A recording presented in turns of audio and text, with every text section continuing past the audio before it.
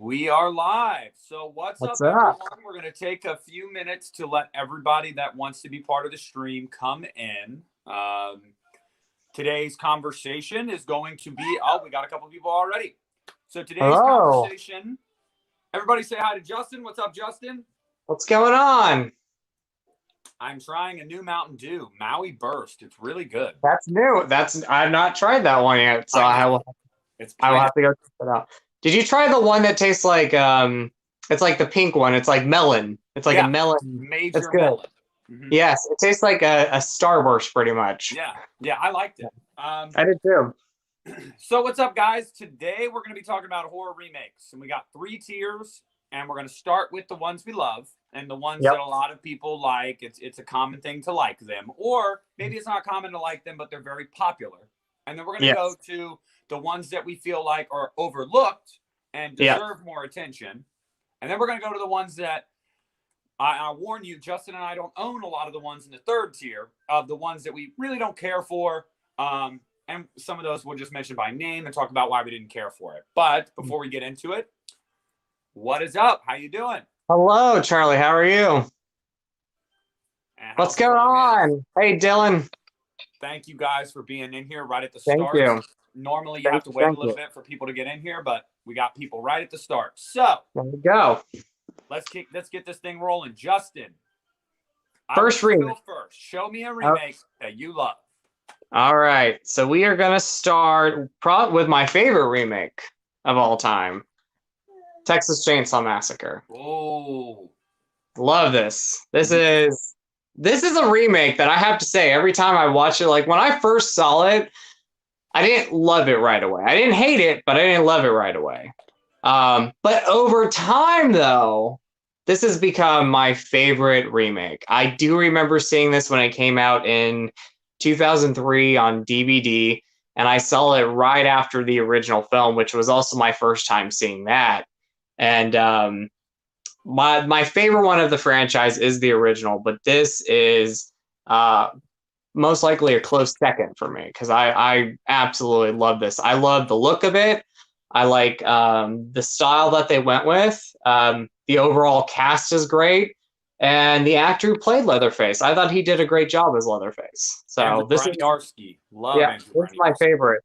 Hello. Hello. And then we got Pat in here. How's it going, Pat? Hey, Pat. How you doing, buddy? But yeah. Dylan says, love that remake. Just finally upgraded to a Blu-ray copy. Had the same DVD since it came out. This is a great Blu-ray, by the way, so you'll be impressed. Do you remember the DVD, though, that it was like a 2-disc, and when you folded it out, it looked like a chainsaw? Yep. That's the one I owned years ago. I don't have it anymore, though. I don't know if it's still at my mom's or what, but I don't have it anymore. I love that. What's up, Christian? What's up, Christian? How you doing, bud? Don't want to put Christian on the spot, but everybody in the chat, and Justin and I have been talking about it. I've talked to Christian about it separately. I would love one time for the 3 of us to do something. I think that'd be super cool. I know that you've subbed to Christian for a while, and I know I would absolutely love to have the 3 of us, maybe 4 people. Who knows? I mean, it would be so much fun. Yeah. Texas Chainsaw Remake. And this is a popular opinion nowadays, thank God, because too often you get talk of remakes and it's like, it's almost blasphemous to like this remake or say this remake is even like in the same tier as the original. For me, the Texas Chainsaw Remake is in the same tier as the original. Oh, yeah. Week to week, I'll go, I like the remake better. And then I'll go, no, I like the original better. And I just go back and forth. It's so good. Like this is one that ages greatly over time. I love it. Yep. Just watched it. Let's see. I've watched Justin's videos as long as Nick's. Well, thank you, Christian. I'm a big fan of your channel, dude. I love your stuff. The Ryan 1988. That's right. Thank you. Thank you. But it's also crazy too. Jessica Biel. What? Yeah. Do you remember? I don't know if you remember. I have like the little memory of like when this was coming out. So I remember when E Entertainment like did a thing where they went on the set of this movie, and it was like Jessica Biel's first like movie outside of Seventh Heaven or something like that. So they promoted it that way. But I remember when we had MTV's TRL and they went on and promoted this. They used to promote movies on there, like with their music videos. And I remember all of that stuff. So yeah, I remember when the teaser trailer came out. I remember everybody being like really excited for that. And it was one of the first remakes in the early 2000s that made remakes big again.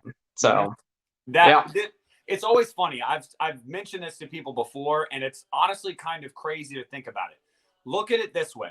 What started? I mean, we can talk about Peeping Tom and Black Christmas all we want. And, that's a discussion for another day. But honestly, actually, hold on, because this is going to get crazier. I didn't even think about Black Christmas. So what started it back in the day? Psycho. And then you had Black Christmas. And then you had Texas Chainsaw. And then you had Halloween. You know, in order. Okay. Look at the remakes. Your first remake, Psycho 98. Your next remake, Texas Chainsaw 03. Your next remake, Black Christmas 06. And then Halloween 07. Yeah. They went in order.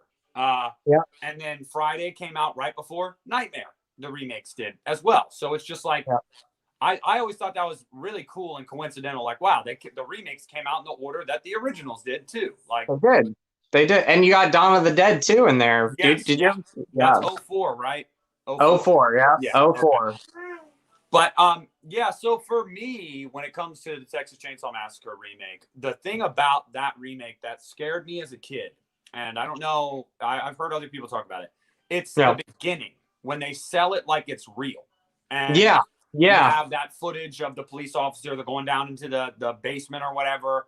And that just, oh man, I always imitate that this voice. And I sound so dumb, but that noise, it's like, when every time they take a picture. I just remember that, and I was like, no, this didn't really happen, did it? And as a kid, I was convinced it happened. So, but I love that movie. Do you know what scared me about this movie or started giving me like chills is the first trailer. Do you remember when they used to do things where audiences were watching the movie and they were like, had the terrifying faces on? That freaked me out because I'm like, that was the first time we saw it. I'm like, is this really that scary of a movie where people are panicking? Like the trailer I remember that trailer with the reactions that people had. Well, Bill, I'm sure we will get the House of Wax. Don't you worry. Oh yeah. We're gonna get there. All right. So one remake that I love, and like I said, this first tier, guys, none of these are surprises really. These are remakes that are very well known. So we're gonna go with probably one of my favorite remakes of all time. And if it's definitely in my top 3, I got to put them side by side. Oh yeah, I love those. Yeah, I have. Yeah, I forgot the steelbooks over there, but yeah, I love those. Yeah, absolutely. Well, this is the second one. Damn, the first one was a welcome surprise for me. I remember in the theater. The thing that killed me with this movie was I thought I was prepared, and I was so excited for this. I actually read the book. I still got my movie ticket, but the ring lights blurred it all out. But I remember thinking I was ready for it, and then I was in the theater, and about 10 minutes in, I watched Georgie's arm get bitten off, and I'm not even kidding. That, like, I was sitting in the theater, and I like turned to my buddy, and I was like, "Dude, that's hard to watch." Like, they showed it. Like, in the first movie, you know, the original iteration, the miniseries, they don't show it. No. You see him bite this arm off of this little kid, and I'm like, oh my God. And then on top of it, he gets dragged down. Like, Yes, It 2017. It was. Go ahead. I would say that the cast was perfect. I mean, I love the fact that they went with like pretty much unknown kids in that movie, and they were like your everyday like people in like a small town. That's why I loved it. And then the casting of Bill Skarsgård as Pennywise was perfect. Like that was perfect. The thing for me is a lot of people were worried too. They were like, "Oh, they cast Finn Wolfhard, and it's like this group of kids. They're going to try to go Stranger Things route." But if we're being honest, it was Stranger Things before Stranger Things was ever a thing. You know, the Losers Club was really one of the first. So it was. I mean, I mean, I love the Losers Club in this movie. I like them more than the miniseries Losers Club. I think they have more chemistry. The only thing is we didn't get enough Mike. Mike Hanley. Yeah, That's yeah, the only thing. You didn't get a lot of Mike, but everybody yes, else, I feel like you get a lot of. Really, you do get a obviously, it lot of. focuses more on Bill and dear God, Bev. But Yeah. I love the kids. What did you think of the kids, the Losers Club in this movie? Oh, I thought they were great. I mean, again, it's like they're your everyday, like, kids in a small town, and you could tell that they had great chemistry with each other. Like they were buddies making this movie. Yep. I thought the casting was perfect. I mean, it was perfect for the kids. Yeah, I was very impressed with them. So highly, highly impressed. Like you said, I agree. We didn't get a lot of Mike. We could have used a little bit more Mike in this. But yeah, I mean, perfect cast. Perfect cast. And so that movie came out, and I loved that movie. And it was after having just read the book too. I was really happy with how much more it was like the book, and how they were going to put it into two parts because I felt like this story needs two parts to really tell it. Yeah, I agree. Then we get to the second part, and the second part, just like the first part, in the beginning of the movie, there's a scene that is really hard to watch, and in part two, that's Adrian Mellon, and yes, the beating that happens at the beginning, and that is terrible to watch. But at the same time, it was in the book. And it was very important for the story because it's supposed to show you that Pennywise has this almost like evil grip on the town of Derry, that all these people tend to make these sick decisions because they're like brainwashed almost. They're like his presence just makes people act out. They don't even know they're doing it. But what do you think of chapter 2? So the first time I saw it, I liked it, but I was in a crowd that I just was not happy with. I mean, I don't want to go too much into it. Like the beginning of the movie, when the character of Adrian's being up, I had like people in the crowd cheering at that, and I was like, "Come on, people!" But I don't need to talk about that. But rewatching it in theaters after that initial crowd, I really, really overall really enjoyed it, and then rewatching it, I loved it even more. So for me, it got better and better with each viewing. I thought you had such a perfect cast as the adult loser clubs. I like the fact that you had some, like, very few known faces, but even those known faces seemed like your everyday people in a town. I mean, the casting of Jessica Chastain, James McAvoy, and then who was the actor who played Eddie? Bill. Oh God, was it Bill Hader? Bill Hader? No, Bill Hader played Richie. Okay. Eddie was played by James Ransone. Yes, James Ransone. Richie, I think it was Richie. I meant, yeah, Bill Hader. But the overall, I mean, that cast was perfect too. I mean, that's who you would see when they resembled the young Losers Club.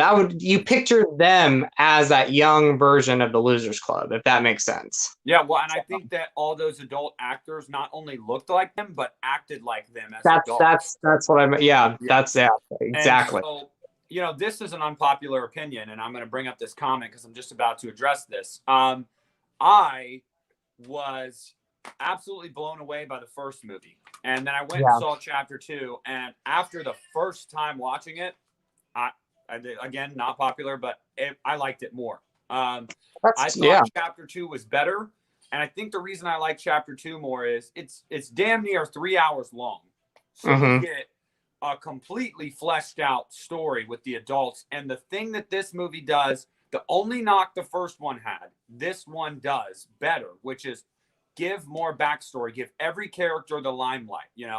Everyone has their own story, and you get to see them go on their individual journeys before they come together. And then when they come together, they have to go on individual journeys again. And I loved that. Now, also, some of the layering in this movie, things that they pepper in there that you don't even really notice. Like the first time I watched the movie, I had no idea. I didn't catch on to the Richie and Eddie thing, about how Richie was in love with Eddie. And they pretty much they put it out there for you, but I didn't even notice. And I watched it the second time and I'm like, oh my God. Yeah, he like Yeah. totally was like into him, and I never caught it. So like I thought that was really cool because especially because they always messed with each other, and you know what they Yes. always say? Oh, when you're a kid, well, someone's picking on you, she's probably got a crush on you, or he's probably got a crush on you, and that's Yep. how it was with Eddie and Richie, and That was. so that was really cool. But for me, I liked part 2 better because I just felt like it was a little darker. Yeah. The only No, it complaint I was. have with part 2 is the end. I didn't like how they defeated Pennywise. Yeah, I didn't like that either. Yeah. That But I will say it was better than, and I don't want to diss the original miniseries because I do overall love it. It was better. Chapter 2 was definitely better than the last half of the original miniseries. Oh yeah, oh yeah. I mean, What, you didn't like the giant space spider? as a kid, I was like, that's cool. But when you watch it now, you're like, oh my gosh, like that is like the cheese. That is what we're supposed to be terrified of. Like we've built this whole thing up to where we get that spider at the end of the original. Yeah, I like how they kept the spirit of the spider in a sense with his his arms and legs and stuff. But I did like the giant Pennywise. I thought that was really cool, and I love the the taunting. They're basically taunting him the whole time. Like I love that. But I really, really, it seems like for whatever reason, both iterations of this story, they can't get that ending right. They just can't get it right. And so I don't know, but it wasn't terrible. It was definitely better than the miniseries. It was better. Yeah, it was definitely better. Now, again, with each viewing, I really, I mean, even with like the bad theater experience I had when I first saw it, I still really enjoyed it. But I think with each viewing for me, I've seen it 3 times now. It's definitely better with each watch. So. Yeah, and the thing about it when I say it's darker is like we see 2 children die in this movie. Like the little girl under the bleachers, and he just munches on her face, and you're like, whoa. And then you have what's his face? The kid in the fun house. In the fun house. Yeah. I mean, what? Like that. I don't know. That's pretty dark. I also thought it was dark because the only part that threw me off, and I know they were trying to be funny with this. I'll talk about this real quick. This was one of my other flaws. It was the random 80s song where Richie's downstairs in like the basement of the pharmacy, and you have that random like 80s song pop up.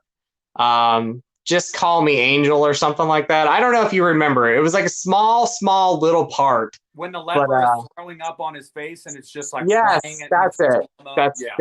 Yeah. That, but I will say, like, as far as like a story goes, I really think it was a darker half because now Pennywise, he was defeated by these kids, 20 years before. Now he's back for revenge and he's really going after them.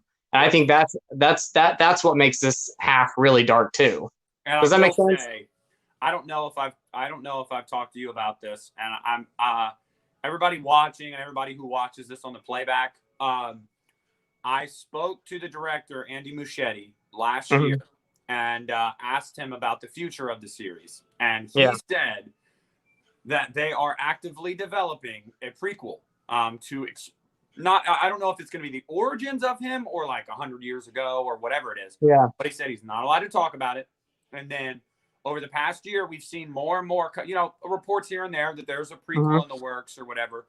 And I asked Andy about it again, if it was still on the docket. He won't give me any details, but he did say that it is on the docket. It is something they're currently developing. So I just wanted to let everybody know to, get your hopes up because it looks pretty good that we're going to see Bill Skarsgård as Pennywise again. So yeah, I mean, you bring that up. That's interesting because there's a moment in It Chapter 2 where you see kind of like his past self with Jessica Chastain, Bev, when she's confronting him, and you see him like, rip it, like you see him without makeup, and then you see him like pull his face down and you see like the clown makeup. I always thought that scene was really interesting, and they never really went too far with it. So maybe we'll see it in the prequel.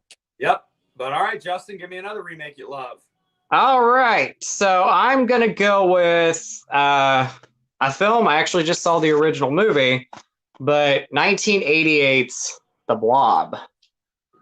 Have you ever seen this one? I have. It's been a long time. I love this movie. This is like hands down one of my favorite remakes. What to love about this? Let's see. I love the practical effects in the movie.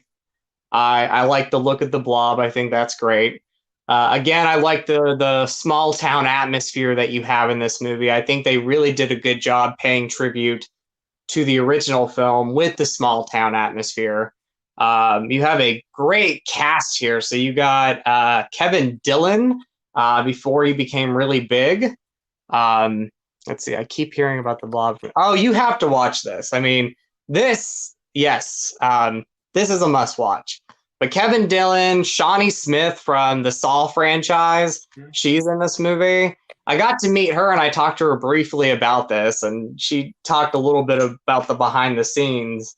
I love the sound, like the song at the end of the movie, Brave New Love. It's like I listen to that when I work out. Yeah, this is a remake for me that just never gets old. I love this one so much. So love both the original and remake. I really enjoyed the original movie. Now, I've only seen it once. So for me, I have to say I slightly like this one more because I've seen this one countless times. I think there's definitely some really good, not like huge scares, but there's some creepy moments in this movie, like when the blob sucks people in and like it's ripping their faces off and you're seeing their skeleton. Yeah, I absolutely love this. And again, great practical effects with this movie. Very, very much in love with this one. This is one of my all-time favorites. Yeah, that one I do, like I said, I haven't seen it in forever, but I do really enjoy that movie. And I was actually really bummed in 2010 when they announced that Rob Zombie was going to remake it again. I was excited because I was like, that could be cool, like a gritty take on the blob, and it never ended up happening. But the reason I bring that up is because it's only a matter of time before that gets another remake. I mean, it's only a matter of time. But that's true. Charlie said the VHS cover of the blob used to terrify me as a child. Great remake. I completely agree with you. Yeah, the VHS artwork scared me as a kid too. And before I even saw the movie, I'm like, what is this? And yeah, it was terrifying. There's some really good creepy moments in that movie, like when people are dying and you're seeing like the blob just suck them in. You talked about in It Chapter 1 and 2, them killing a child. In the Blob remake, they kill a child in a movie, and it's creepy. I mean, it is a creepy one. Oh, yeah. Have you seen the Night of the Living Dead remake? Yeah. I have. Yes, I have. Yeah. I prefer the original to the remake, and then it's the reverse with Dawn of the Dead. I prefer the remake to the original and Dawn of the Dead. Yeah. I prefer the originals, but I still love the remakes, though. Yeah. Yeah. All right. So a remake that I love. Okay. I don't know if I should put this in the stack of like, I love it. I'm going to put this in the underappreciated stack. Okay. So, okay. I think I know what you're going to talk about because I think I see eye to eye with you on that one. So. Okay. So let's talk about one that I really, really enjoy. Man. Okay. Y'all get ready to throw some stones my way. This one could go in the underappreciated, but we're just going to put it out right in the open. And it's A Nightmare on Elm Street 2010. Here's why. I love this movie, and you'll never find me saying that it's compares to the original or that it's top 3 in the franchise, nothing like that.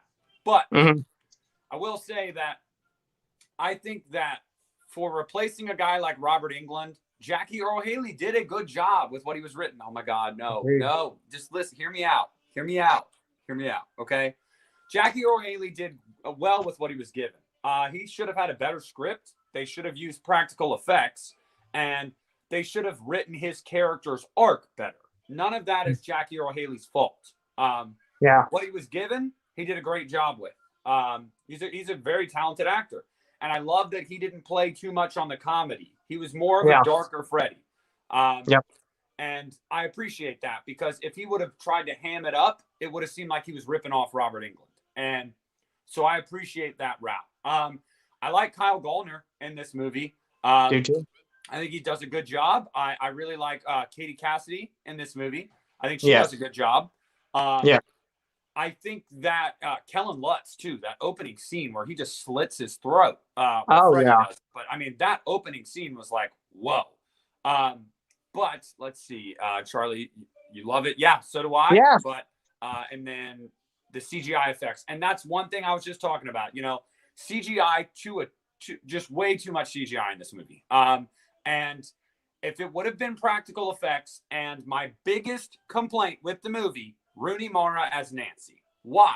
Not because she can't act, but because she made it known she didn't want to be a part of the movie. She didn't care. She wasn't a horror movie fan. She just kind of mailed it in with the role. And that, to me, was really disrespectful because Heather Langenkamp is, I mean, she is a scream queen. And those movies are classic. And for you to take that role of Nancy Thompson and just say, well, I don't really care. It's like, that's like if they, you know, Scout Taylor Compton came on Halloween and was like, I don't really care what Jamie Lee Curtis did before me. Yeah. Yeah. So that's it. But, and then as we talked about before, the child molester storyline, although a lot of people hate on that, and I do disagree with it. They should not have gone that route. But I will say, before everybody gets all up in arms about Samuel Bayer and all them writing that, Wes Craven wanted to do that initially. I just want to remind everybody of that. That was Wes Craven's idea. And then he thought, no, we'll just go with the murderer storyline instead of a child molester storyline. They went with it in this one, for better or worse. I say worse. But all things considered, I think it has good kills. I think it's more often than not well acted. And I think that the addition of the micro naps was super, super interesting. That was really. But I really enjoy it. It's guilty pleasure, whatever you want to call it. I enjoy it. So what do you? Yeah, there you go. Talk about it, Justin. I have to say, like, when I first, because I remember seeing the trailer for this movie when it first, I still remember this, like, probably late 2009 is when they premiered the trailer for this movie. And I was not feeling the trailer. I thought, oh, it's not going to be good. And I went into the movie expecting not to like it. And I came out of the movie really enjoying this movie. It's not like top 5 favorite remakes for me personally, but I think there's a lot more great things about this movie than negative things. Like you said, Jackie Earle Haley as Freddy, I thought he did a great job. I was really happy with his performance. Obviously, you know, Robert Englund is classic Freddy and we love him, but I thought Jackie Earle Haley did a great job. I mean, he did such a great job. Like you said, Katie Cassidy, big fan of Katie Cassidy. I wish she would have been the lead somehow in this movie. It would have been a great twist if they kind of like did that twist around. I thought she was great. I wish we had more of Katie Cassidy in this movie. Well, honestly, given the performances that we got, they should have made her the lead because Rooney Mara clearly didn't give a crap. So she was great in this. Like you said, Kyle Gallagher. Gallner. Yeah, I think he's great. I'm excited to see that he's going to be in the new Scream movie coming up. Very excited for that. I thought that was really cool. If I had, I mean, I agree with you about the cons. If I had a con to throw in there, I would say I wish we did not have the characters, like all Nancy's friends, pretty much get killed off so quick. I felt like they were written in there to be killed. And even though like we like Katie Cassidy and we thought she did a great job, I felt like they just killed them off real quick, just so we can get to the rest of the movie. That's kind of how I felt about it. I mean, does that make sense? Yeah, no, sorry, I was laughing because you're fine. My dumb friend put in a dumb comment. Kyle, go away. Go away. But yeah, I mean, I really enjoy this movie. So, and Steelbook. Yes, got and I just picked up that Steelbook, man. Yeah, that was in my Blu-ray haul video. It was $10 at FYE, and so was the original. I know. Yeah, I got those too. I got them both too. Yeah. So that's how we feel. We both like it. I will never say that Jackie is better than Robert or that it's better than the original or anything like that. But I just feel like it gets so much hate, and I think a lot of the hate just stems from the fact that it's a remake. And people have got to get over that. Like, movies are going to get remade, so just to hate on a movie like, well, it didn't need a remake. Well, we can argue that all day. The remake's here. So take it on its own merits and judge it for what the final product is. Don't just, well, I'm not going to, I'm just going to poo-poo it because it's a remake. Like, I don't like that attitude. I've never. No, I agree. I was going to say real quick about the first trailer. You talked about Kalen Lutz, the opening kill. Mm-hmm. I don't know if you know this, but they actually reshot his death because his original death was not in the diner. If you go and watch the first trailer, and I'll send it to you, there's a pool scene in the trailer.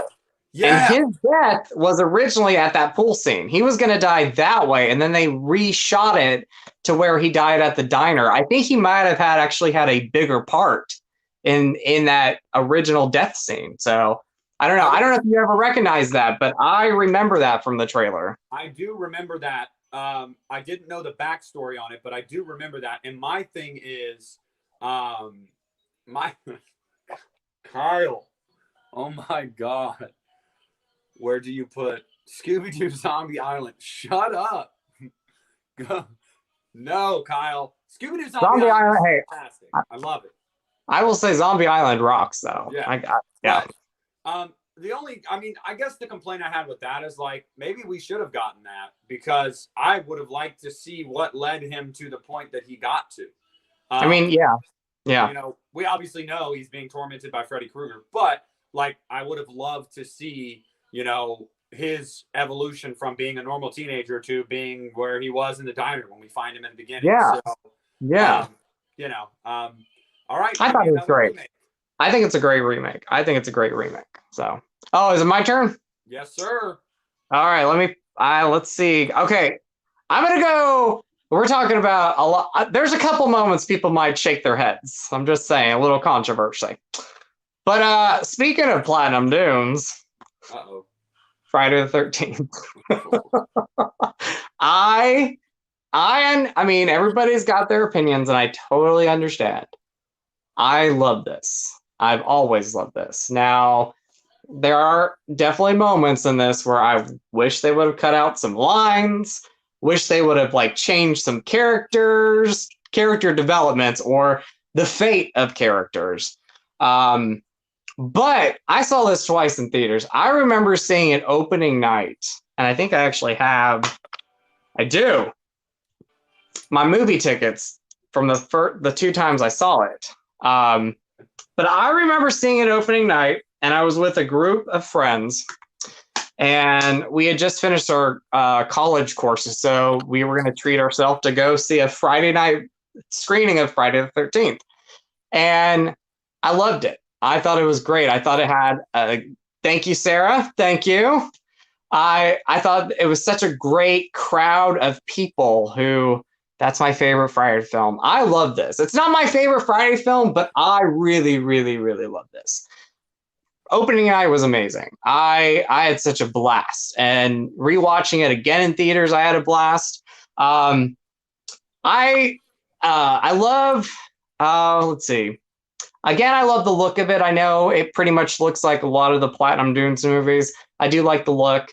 I love Derek Mears as I saw this at midnight.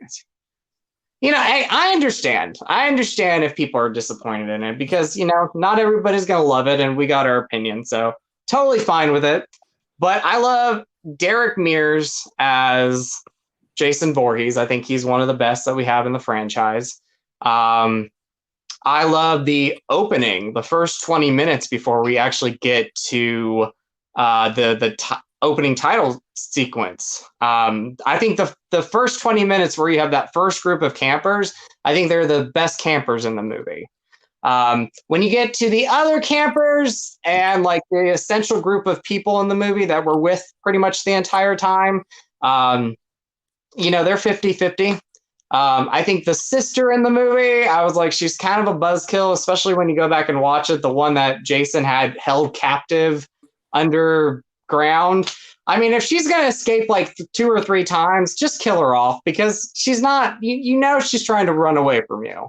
Did not like the sister. One of my disappointments, again, kind of like with Katie Cassidy in the Nightmare on Elm Street remake, was the fact that Danielle Panabaker and I don't know if you know who Daniel Panabaker is. She was the one that got killed off towards the end of the movie. And I was so disappointed in that. I was like, you kill off the best, like probably the best character of the whole movie and just kill her off. I was not happy with that. But again, some of like the terrible lines in the movie, like, you know, you're I don't know if I want, I'll just say it. I know exactly what line you're thinking of. Dylan put it in the chat. I didn't want to put it up on the screen, but anyway, you know, the lead guy, he says something in the movie, and I'm like, oh, good grief. Like, he wasn't, if you go and watch the Camp Crystal Lake documentary, like the 8-hour one, the actor comes back and he's like, I hated that line. He's like, they wanted me to say it. Of course I had to say it. He's like, but that was a studio decision to make me say that line. He's like, I hated that line. Yeah, it's got flaws. I understand that. But for me personally, yeah, I would have to say I love that one. So yeah. Ben says that Jason was a pot farmer in the remake. All the beginning deaths deal with someone trying to take his weed. That's absolutely true. And then Sarah says that she was also pissed that Danielle Panabaker was killed. Right. Why kill off the best character in the movie? Like, she was the best character of the entire movie, and you're gonna kill her off. Like, they did a great job thinking she was gonna be the final girl, and then they just throw that at you. Sorry, I got a phone call and it like messaged. Oh, you're fine. So yeah, my opinions on the Friday remake. I won't get too in depth. Everybody that, like, if you sub to me, you know I'm not a big fan of it. Now, there's a caveat with that. It's because I'm not a big Friday fan. So I will say this.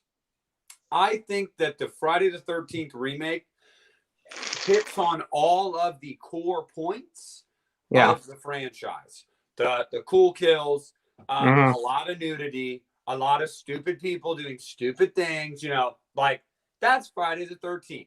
And if you're a Friday fan, you come to know that. Like, that's what you're going to get a lot of the time, and it delivers on that. So for me personally, it's just, that's never been my cup of tea. And watching the remake and that character you were talking about, Trent, the one that makes that absolutely dumb comment. And that entire scene is elongated and unnecessary. But it's just not for me. No, but I get you. If you're a Friday fan, I know why you like it. It is a Friday movie to the core. But I will say, though, Derek Mears, he was awesome as Jason. He was awesome. Daniel Panabaker did really well in the movie. So did Jared Padalecki. Yeah, he was great. Yeah, it's just never been my thing. But I don't hate it. I totally get it. I mean, I understand. It's like you said, you're not like the massive Friday the 13th fan anyway. So I get you. That one for me though, I just feel like it gets almost too much hate. Like just too much. But I understand if people were disappointed in it. And again, I think that's what makes us movie lovers and horror movie fans awesome, because we have those different opinions and we could talk about them. I mean, if we all had the same opinion, it might be a boring conversation after a while. So and we just respect everybody's opinions and understand that everybody has their preferences, and it doesn't make anybody wrong or right. It just means they prefer something else. So that's right. So a remake that I love, that I've gone in circles about, we've talked about this a lot. I don't really need to really that I actually do like that kill too. But of course, with that kill, you had to see boobs. You just had to, because it's Friday the 13th. But that's my minor gripes. Whatever. No, I know. I've never been big into excessive nudity in horror movies. It's just never been my thing. There's probably some people in the chat like, what? Like, you like? No, I agree. Yeah, I can deal with it. But when there's 4 or 5 sex scenes in a movie like this one, there are reasons why it'll land a little bit lower on my list, because I'm like, what does this add to the story? Like, exactly. I don't know. No, I agree. Anyway, but yeah, very cool kill. One of my favorites. It's not a remake, but it gets labeled as one, so damn it, we'll just roll with it. Evil Dead. Probably my favorite. It's definitely in the top 3 again for sure, with Texas Chainsaw and probably it as well. Yeah. The movie's awesome. I don't need to go in depth about it, guys. If you sub to me, I have a review on here. I talked about Mia as one of my favorite final girls. I love the movie, and I was a huge Ash Williams, Bruce Campbell, Evil Dead fan. So when this came out, I was very weary about it, and I freaking loved it. I mean, I loved every minute of it. It gets better with each watch for me too. And the best thing they did with this movie, aside from casting Jane Levy because she was fantastic, was the use of practical effects. It cannot be overstated enough how important that was for this movie to succeed because it looks real. If you want to, when I watch a movie like this that's supposed to be over the top and gross me out, it needs to look real. If it looks fake, well, you know, I'm not going to be into it. I'm looking at you, Freddy versus Jason, with all of your CGI effects. I'm telling you, the practical effects make this movie. That and Jane Levy. I love this movie. I love it. Do you want to know my opinion on it? I put it as one of my favorite remakes too. So go for it. Let's go. I will say this, first of all, you'll have to look this up. This is actually the unrated Blu-ray of the movie. Okay. Which, by the way, like sometimes when they do unrated, it's like 30 seconds or 5 seconds of something. No, the gore, like it was gory in the theatrical movie. They up it a little bit more in this. But as for the movie itself, I have a like funny story with this. So the first time I saw this movie, I was so hyped up from the trailers because I thought the trailer looked so good. So the first time I saw this movie in theaters, I was not a fan. But it's been out, almost 10 years now. And each time I watch it, it's become one of my favorite remakes. There's something about this movie now that I love. And I agree with a lot of what you say. I really like Jane Levy as Mia. I thought she did a great job. I like the fact that she's our the I guess like you would say like the main villain for a while. And then at the end of the movie, she becomes the final girl. I thought that was great. I love, again, like you said, the practical effects in this movie. We don't get a lot of that these days. So the fact that they had practical effects in this movie was great. Overall, I think the characters are great. The only one, and it's just because of some of the decisions he makes, the blonde one with the glasses, when you see that a book is barbed wired and wrapped up, it's like, don't open the book because you know there's a reason why people have like seriously like barbed wired and wrapped this book up. I mean, one of the biggest idiots in horror history. I mean, one of the biggest idiots, that guy. Yeah. I mean, and I guess out of the characters in the movie, he's one of my least favorite ones because I'm like, dude, you caused all this stuff. You could have just said no. Even when he opens the book, it says, please don't read this. And he's like, I'm going to read it anyway. I love the fact that like half of this movie takes place in the rain. Like that's a really cool setting. When they have like a rainy setting, that's really cool. I love that. And like you said, you had mentioned this. This is definitely more of a reboot because it takes place in the same universe as the original Evil Dead. So I give that props too. I think that is great. That's why I put up Bill's comment right here because Bill, I'm coming for you. It is not a remake, but everybody calls it a remake. And the reason I say it's not is because Fede Alvarez himself said this movie was meant to start a new chain of movies that would eventually intersect with Ash Williams. So he said that he wanted to do this. Then Raimi was going to do Army of Darkness 2. Then they were going to, Fede Alvarez was going to do Evil Dead 2, sequel to the reboot. And then they were going to merge Ash and Mia's storylines, which is why you get the teaser at the end of Ash saying groovy. That is why that happened. Fede Alvarez says this exists in the same universe. I will say this, and the thing about it is that the crazy thing about remakes is when we get so many remakes, a lot of people are going to jump and say remake, where there's some that are reboots, and it's like there's a difference between a remake and a reboot. This for me is a reboot because, like you said, it continues on with the main universe, the main timeline that the original film takes place in. or the other franchise, the other universe. Yeah. If I had one thing, and it's not a disappointment with this movie now, is the fact that I know they're doing a new Evil Dead and they're not going to bring back Mia or do anything with them. And I'm not sure if I like the setting because they're going to put it in a plaza pretty much. And I'm like, I know we've seen the cabin so many times in these films, but the cabin is what makes the movies work. That's a great setting. So yeah, I'm not crazy that they're not going to continue on with. Well, and that's the thing too, is like, that's why I put my hands to the sky, because the fact that they're going to make another Evil Dead movie and Jane Levy's no part of it, and Jane Levy's no part of it, and Ash isn't part of it. I'm bummed about that, but I trust Raimi. I know Raimi is producing it, so I trust that they're going to put together a good movie. But I'm really bummed because I love Mia. But Retro Tiburon says Check it out. like the first original two, but I got to check this one out. You absolutely do. Check it out. I will tell you, The Evil Dead, the first one, I love it. But I love it. It is definitely dated. You watch that movie now, it's absolutely dated. Evil Dead 2, I think, is my favorite of all four of them. I love Evil Dead 2. I love them both. Yeah. Yeah, but if you didn't like those, I promise you, you will like this. You'll like this one. I'm a huge fan of the original, especially the original two movies. And I remember seeing the first movie for the first time on VHS, and it was like, what am I watching? I know it's outdated, but it's like, it was crazy. Yeah, I liked Army of Darkness. That's my least favorite, though, out of the entire four movies. But I like that one. Tattoo idea that I'm going to get one day. I've already told Brooke about it. I'm going to get Bruce Campbell with the shotgun, standing with it up in the air. This is my boomstick. Yeah, I love that tattoo. Yeah.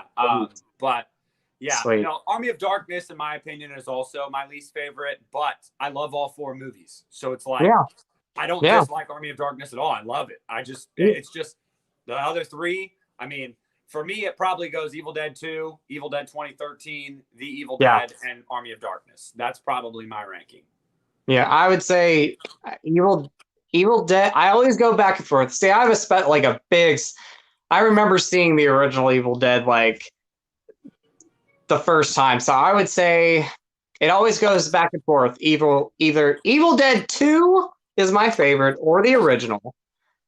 Which, by the way, I remember when Anchor Bay released that Blu-ray, and it was like so cool because it was like the first time we got it on Blu-ray. So thanks for showing that. Good old Anchor Bay days. But I would say right now I'm going to say Evil Dead, the original Evil Dead, Evil Dead 2 being a very close second, then the remake, and then Army of Darkness. Or the reboot. Reboot, not remake. Reboot. Yes. There we go. Hey, no, I was just messing with you, man. Like, I wasn't actually coming at you. No. But no, it is. That was the plan. We were gonna have Mia and Ash team up, and the fact that Raimi told us that, and then it didn't happen, hurts my heart even more. That we're never gonna get to see it. So Bill, I would say this, like, for Bill, with so many remakes that we've had come out, though, it's a lot of people don't know, like, for instance, like, this is like a reboot. The word reboot doesn't come around too much, and when people think reboot, they also associate it with remakes. So, yeah. Hey, that's a pretty good introduction to horror. Yeah. All right, Justin, your turn. All right. So I'm gonna go with.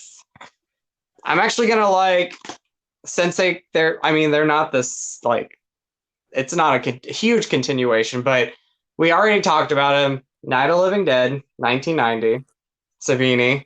Like you, I like the original one better, but I think this is a great remake. I like the fact that Savini stuck with the main idea and didn't go too far off from what Romero did with the original film. But I like the fact that there's some character changes. So the character of Barbara in this movie, she winds up being like the final girl at the end of the movie. She becomes this strong character. She has to become the strong character. She kind of fights back. I like the character turn there. I think Savini just did such a great job with this one, from the zombies to the characters. Tony Todd's in this, yes, yeah, he is one of the leads, yes, and Tony Todd did a great job too. So this is like pre-Candyman, so this is 1990, and we would not see Candyman for another 2 years. So it was great to see Tony Todd in a movie before we got Candyman. Arguably the role that got him Candyman. Yes, he did such a great job in this movie. But the whole cast, I think the cast is great. Again, I just love the fact that we have a remake like this, and that stays true to the original idea and story, but does its own thing in some way. It kind of does like some twists and turns. And I'm a big fan of that one. And then real quick, since we talked about it, and it kind of goes a little hand to hand, you got the remake of Dawn of the Dead. I prefer the remake of Dawn over the original. Nick would agree with this. I prefer the remakes. No, is it Dawn? You're more of a fan of the remake of Dawn, right? Over the original? Me? Okay. Yes. I was reading a comment. Yeah. I prefer the originals, but like again, this remake here, great remake, one of my favorites. Then we got Dawn of the Dead, and I thought Zack Snyder did a fantastic job with this. Again, stuck to the original premise and the idea and the setting, but did his own thing as well. And I think it's what makes it still work today. It's one of the best remakes. I absolutely love this one too. So, and this is the beginning of Zack Snyder. So, yeah. What do you think of these? Bill says the original Night of the Living Dead scared the holy hell out of me. I was still creeping out. Yes, and then starring Phil Dunphy. Yep. Yeah. Okay.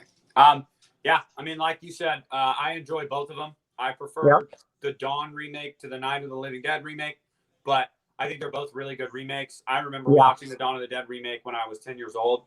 My buddy had it on DVD, and we used to watch that movie all the time. He was a zombie guy. I was never a big zombie guy. But I love that remake. And honestly, I'm pretty excited. I wouldn't say I'm cautiously optimistic about Army of the Dead. I'm excited. Yeah. Yeah, I think it looks pretty good.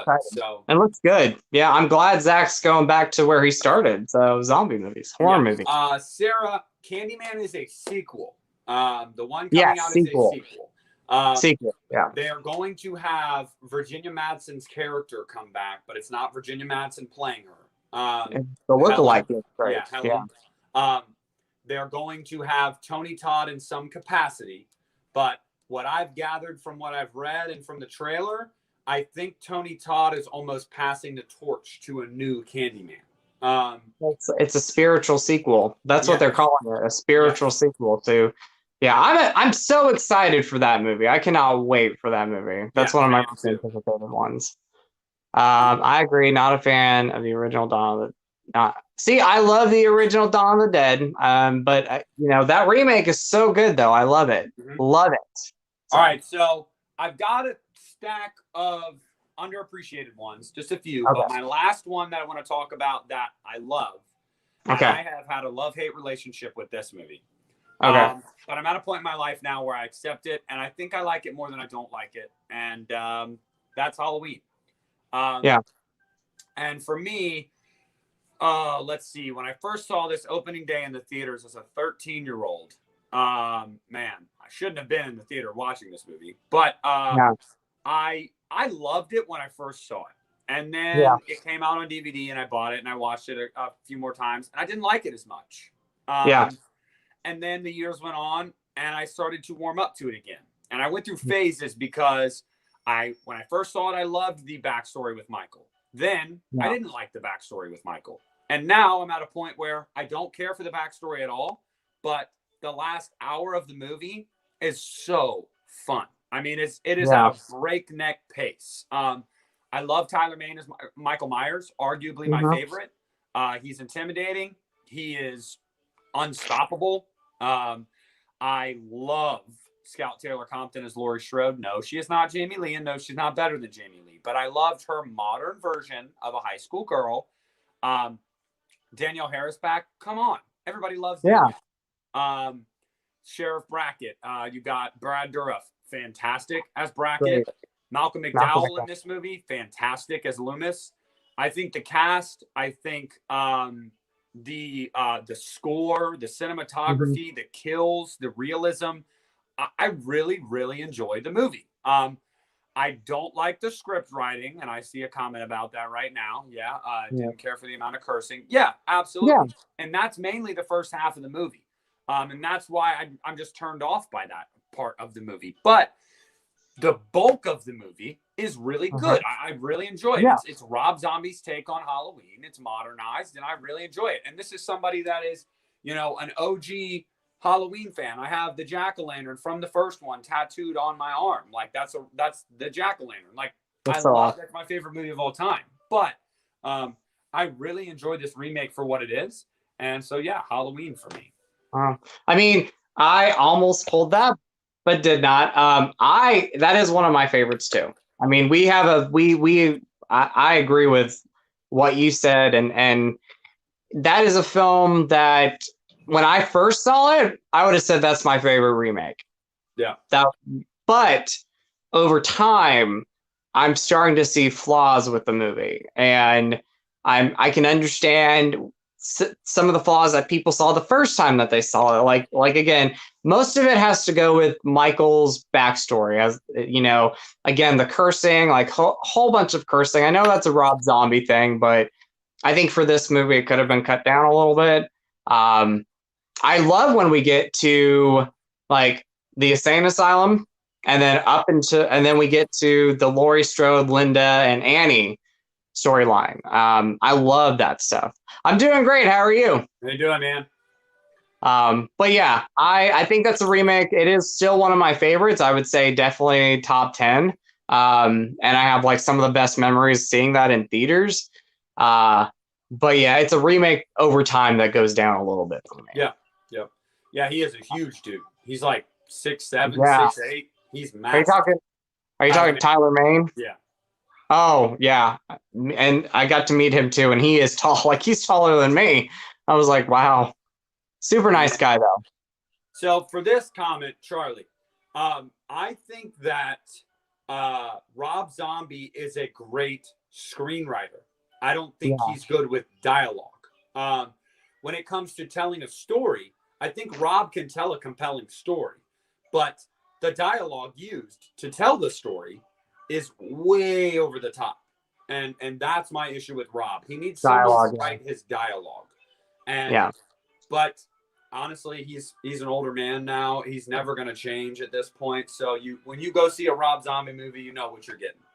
Yeah, I mean, you know what you're going to get, and he's going to do what he wants. And in some ways, I can respect that, because I'm like, he's a director. He's like, I'm going to do what I want. And I personally don't see anything wrong with that. I can understand when people get mad at him when he does something in one of his movies, like with, I think you and Sean Clark were talking about this, like with Halloween 2. Like, even though I love Halloween 2, one of my favorites, he did play with a lot of people's heads. Like, the whole opening of the hospital was a dream sequence.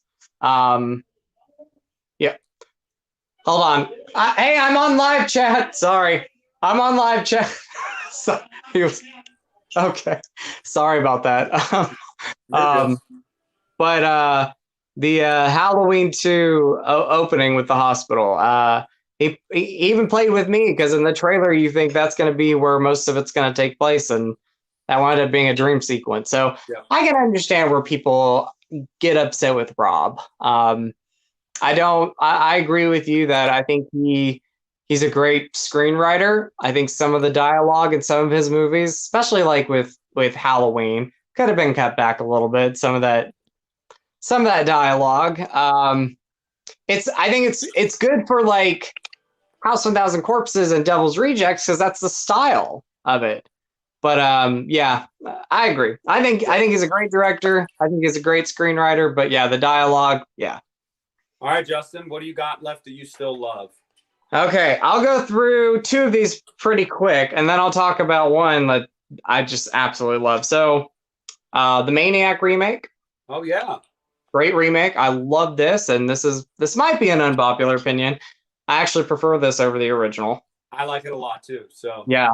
I honestly, the original one disturbs me so much. I mean, this is disturbing, but the original one, for some reason, gets to me. And so I can't watch it a lot. But I do love this. And I love the fact that they took this remake and they made it like a point of view of Elijah Wood. You really did not see him too much in this movie. Only saw like his reflection in a mirror or a little bit of him. But I love the direction of this. I think this was great. One of my favorites.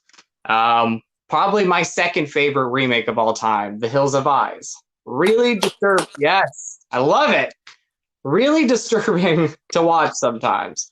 But again, I'm very nostalgic in the fact that I did see this like twice in theaters and I still have the ticket. So I love this remake. It's one of my all-time favorites. And again, they stuck to the original idea that Wes had, but did their own thing and made it stand out a little bit, made it a little bit unique. So I love that.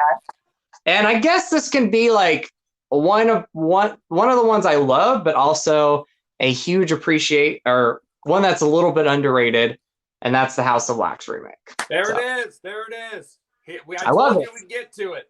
I love this. I love this movie. I mean, we've talked about it before, but I love this movie, and I'm glad now it's getting a lot more love than it did when it first came out. Because I saw it in theaters, and it bombed. Like, no one went to go see this movie. But I just remember, like, they promoted this so well. Again, they had a 8-part documentary on MTV when they were making this movie. And then TRL, again, promoted this movie so much. And at the premiere of it, they had, like, wax-like figures that look like, you know, Paris Hilton or some of the cast members. I really love this movie. So those are just the other three that I wanted to talk about. Yeah. Sarah What loves do you think? Maniac as well. Yeah. And Charlie loves Hills Have Eyes. Yeah, I love the Hills Have Eyes as well. This is, I don't know why I don't own it. I need to buy it. I love that remake. I didn't really care much for the sequel. It's all right. And then one last remake I wanted. So we're wrapping up the ones we love, and the next ones we're going to go to are underappreciated, guys. And then at the end, we'll bookend it with just a few that we do not care for.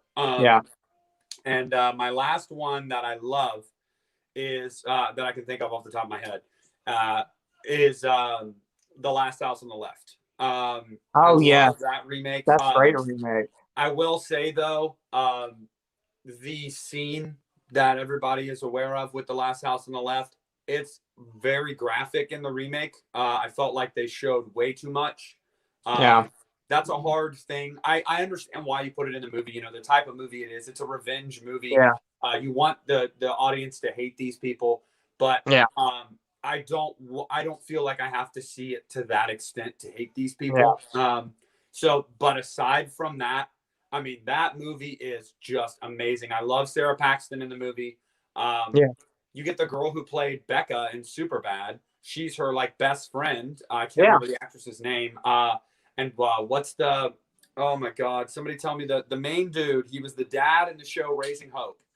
He's the main bad guy in this movie, the tall, skinny guy with the short hair. Matthew Dillahunt or something like that. I'm trying to remember, but I can't remember his name. If someone puts in the chat, let me know. I thought he was awesome. And I really, but the thing about this movie that just puts it over the top for me is the parents, like the moment you know that that they're like made aware of what happened and they just flip a switch and it's like, I mean, they just completely massacre these people. I love it because as a person that obviously the subject matter of the movie is very personal and very hard. Seeing people get their comeuppance, so to speak, is just beautiful. I love it. So I love that remake. What do you think of that remake? I think it's a great remake. It's been a long time since I've seen it. But I agree with you. I 100% agree with you with it. I think it's a great remake. I think you have a great cast there. I'm a big Sarah Paxton fan. Hopefully I said her name right. I think she's great. The actress from Superbad, I think she's an underrated actress. It was like she was there for a while and there you go. Yes. Tony Goldwyn, I believe, is the father of Sarah Paxton. I think he's great in it. Friday the 13th Part 6, he was in that one. But no, I think it's great. I think it is a great remake. Big fan of it. I love the microwave death too. I think people hate on it because they're like, oh, that's so over the top and blah blah blah. Dude, I love it. At that point, it's like you should terrorize these people as much as you possibly can. I mean, I'm gonna be honest. I'm gonna be honest. I don't like the microwave thing as much, but I think it's fun. I think it's fun. Yeah. And then we also, yes, it's a great remake. And then Dan. Yeah. Oh, hello, Dan. Thanks for making it in, buddy. I was like, where's Dan? He's in every stream. What's up, Dan? He's not here yet. All right, guys. So Justin, start off the next topic. Remakes that you feel deserve a little bit more love.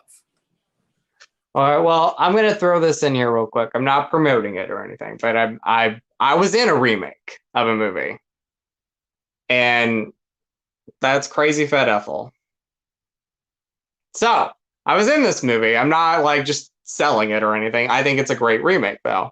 Yeah, I think this is great. My buddy Brian Doran made it, and if you've never seen the original Crazy Fat Ethel, I think it's called Criminally Insane. That is like one of his favorite movies. And for the longest time, and you know Doug Lander, my buddy Brian Doran and Doug were big fans of the original. It took them forever to be able to remake this. And yeah, it's a great remake. If you like, it's like 70s low budget type style filmmaking, this was a great one. So I wanted to talk about it real quick. I was in this one, and we talking remakes. I had to just throw that in there. So sorry about that. Hopefully that's okay. So and then I'll talk about this. Child's Play, another one of my. I think this one's underappreciated. I think it's a underappreciated remake. I remember I was actually really excited for this when we were starting to hear announcements for it, and the cast people were being cast on the movie. Like, I love Aubrey Plaza. I thought she did a great job. Her son in this movie did a great job. I like the fact that we had Mark Hamill play the voice. Mm-hmm. I like that the fact that this it did its own thing, and I was really happy with it when I walked out of the theater. If I have any problems with it, I would say some of Andy's friends in the movie. Not a big fan of Andy's friends in the film. I thought they were just they weren't developed well, or they were just thrown in there. But I think this is a great one. I think this one gets a little bit too much hate. I can say that like this one takes place in its own timeline, and I'm totally happy with that. We can love the original films, and we can love this one. So Child's Play. That's another one. That was the first one I wanted to talk about in my underappreciated list. Let's see. We've got some. Yes, Sarah, you do have to watch it. Yes. They made Chuck E. Chew too childish. I'll address, and saw this one about a month ago. Child's Play was fun. Okay, so Child's Play. Yeah, I agree with everything you said, Justin. The only knock I have is Andy's friend group. They're dumb and they're not well acted. Aside from that, Gabriel Bateman does great as Andy. Aubrey Plaza is awesome. The thing about this movie is, if you like the original Child's Play and you feel like this movie is going to be blasphemous, I encourage you to go watch this movie, because it is nothing like the original. It is its own thing. Whereas the original was a serial killer possessing a doll to take a child and then taking a child, wants the child's body. This one is a doll made with AI that is supposed to be able to do anything for you. It's like the greatest toy ever, and also be your best friend. And in this movie, you really do believe and you feel that he loves Andy and he wants to do right by Andy in any way he can. But he's so impressionable that the things that he sees Andy and his friends liking, he thinks I have to do that to get Andy to like me. And he doesn't understand. But once you get to the end, the climax with the, like, just in the toy store, awesome. The bunny bears and all that. I mean, it is so fun. And I love the movie. I really, really love the movie. I mean, you don't go to this movie expecting anything else other than you're going to have a blast. And that's what this movie is. It's so fun. So I agree. Child's Play for me as well. It's one that's underappreciated, and I think it gets the hate it does because it's another one of those, well, it didn't need a remake. But and again, this is, I guess, more you would consider it more of a, I know it's not in the same timeline, but more of a reboot. It does its own thing. I mean, it takes the idea of Chucky and Andy, but does its own thing. Let's see. Child's Play remake is solid. It's ability to separate completely from that. Yes, I mean, I love the fact that you could separate both movies. You could separate the original franchise, and you could separate this movie, and I think you can either enjoy or love them both. Yeah, yeah. I was actually getting sympathy for Chucky too. I felt really bad for him because he didn't know any better. And then you like the backstory in the remake. Yeah, I mean the whole AI thing. That's crazy too because you look at the company Caslin, they have self-driving cars. They control your thermostat. There is so much that it is a whole world that it opens up of weapons that Chucky can use. Yeah. And I love it. I love it. I do too. I digress. Now let's talk about a remake that I feel like is underappreciated. I've got my stack is only 4 because most of these remakes that I pulled, I love. This is the second one for me that's underappreciated. And God, please take it easy on me. Carrie, I get it. Brian De Palma's is far better. It's not a movie that needed a remake. We can say that about every horror movie. No horror classic truly needs a remake. That's not the argument here. The remakes exist, so let's talk about them. I thought that. Can you give me that rock, dude? Thanks. I thought that Chloe Moretz. I thought she did awesome. I love Julianne Moore and her as her mother. She's crazy. And the effects. I really, really dig the third act and the effects. Yeah. I mean, I absolutely love that. I love the scene in the middle of the street when they're like, hit her. And she just stops the car, man. I absolutely love that. So for me, I think it's just a well-acted, well-put-together movie. It's not something that's going to make my top 5 remakes of all time. But it's a remake that I feel like doesn't get talked about at all. And I think it should because it's just super solid. And it actually, as far as I remember, it did pretty well at the box office. And maybe it did poorly at the box office, but it got good reviews. So, this is a remake that I enjoy, that I feel like doesn't get talked about enough. It's a remake that kind of like Evil Dead, when I first saw it in theaters, I wasn't too crazy about it. But ever since I bought it, I was like, you know what? I enjoy this movie a lot more now. I think it's underappreciated. I don't think it's as, again, I didn't like it when I first saw it, so I don't want to sound like a hypocrite, but I don't think it deserves, looking back on it, I don't think it's far from a terrible remake. I don't think it's a terrible remake, and I enjoy it a lot more than I did when I first saw it. Yeah, I think Chloe did a great job. She was one of the strong points for me when I first saw the movie. I thought she did a great job, and I don't think I wouldn't say it's the worst remake ever, but again, we got our opinion, so Dan, you have to check it out, man. I recommend it. It's just fun. It's fun. It's a fun movie. An hour and a half. You're not going to waste your time watching it. It's well acted. It's well shot. It's fun. Yeah. And then Sarah, yes, he does. He does want my movies. I know you probably saw him back there grabbing at him. All right, Justin, you go. A remake. All right, underappreciated. So I know this one has its fans, but House on Haunted Hill from Yes! 1999. You've seen this one. You've seen it. I Oh, love cool. that movie. I love this. I love this movie. I don't know how it did when it came out as far as box office. I think it was pretty successful. It was good. I love this, and I'm a big fan. I mean, House of Wax came out from the same company. I like Dark Castle Entertainment. I think they did such a great job with kind of their landmark of films that they had, or the films that they brought out. But yeah, I love this one. Again, I'm a big fan of the original film. I think it's a fun one. I enjoy that one quite a bit, and I love Vincent Price. What I love about this movie is, again, they stuck to the idea of the house, people going to the house, and they have to stay overnight to win money. But they did things to this that, in my opinion, made it slightly better than the original film. I know that might be, yeah, I know that might be blasphemy for some people, but for me, even though I do love the original, I love this one a little bit more. I think the cast is great. I think Jeffrey Rush. Jeffrey Rush.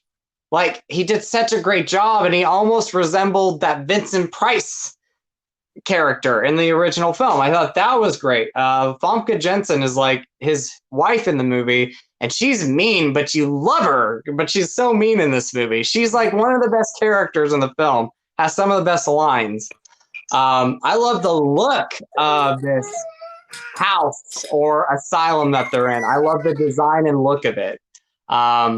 So yeah, for me, I think this is, while it does have its fans, and I'm glad you love it as well. Sarah does too. I think it is a little bit underappreciated, especially for how many remakes we have now. Not a lot of people talk about it as much. So, but yeah, House on Haunted Hill. And then, oh, thank you. And Dan, yeah. I haven't watched it in a little bit, but I freaking love that movie. That's one movie that I feel like I want to see a modern iteration of, because the effects at the end with all the spirits, like that black mass, like, yeah, that's pretty dated watching it now.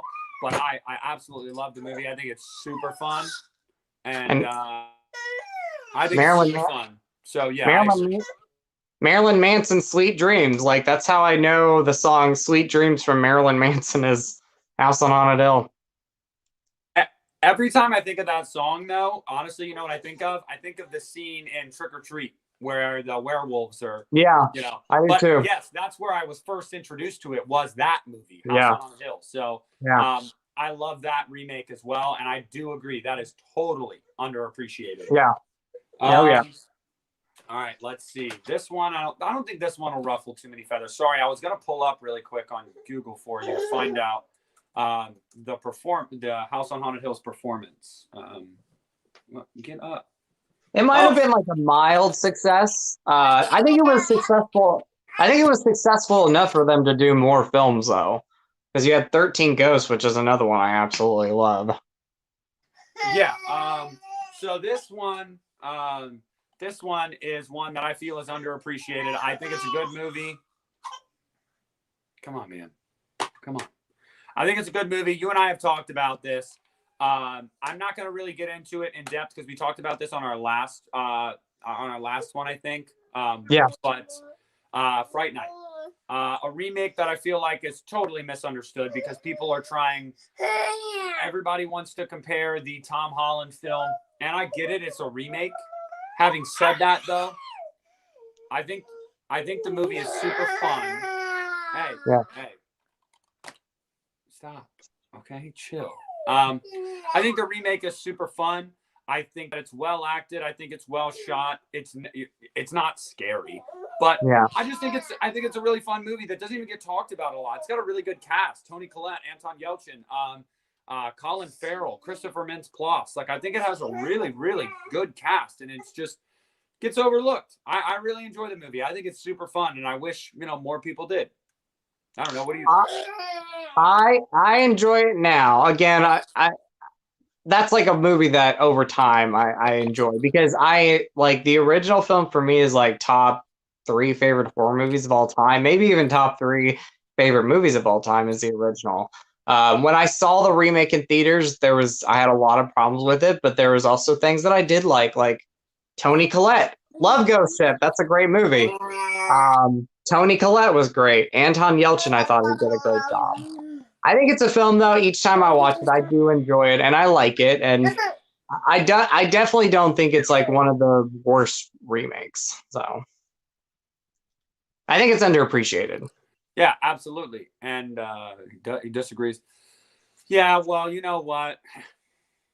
He's more of a he likes the sequel to the Fright Night remake. There we go. Yeah. Did you see that one? So yeah. What about you, Justin? Give me one that's underappreciated.